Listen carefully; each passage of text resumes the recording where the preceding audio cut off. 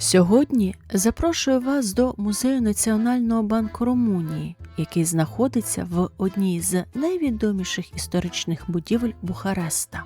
Уже понад століття ця будівля є резиденцією Центрального банку країни та залишається важливою пам'яткою румунської архітектури.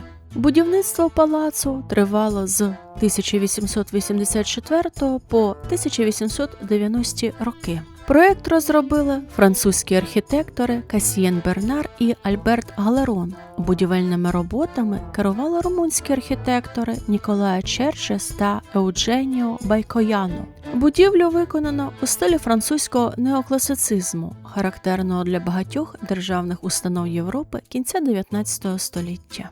У 1992-1994 роках палац пройшов масштабну реставрацію, під час якої було відновлено історичні інтер'єри та архітектурні елементи. Окрему сторінку в історії будівлі займає Музей Національного банку Румунії. Рішення про його створення Рада банку ухвалила ще у 1914 році. Проте реалізацію цього задуму відклали на багато років. Музейна діяльність розпочалася лише у 1933 році, а першу виставку відкрили у 1943.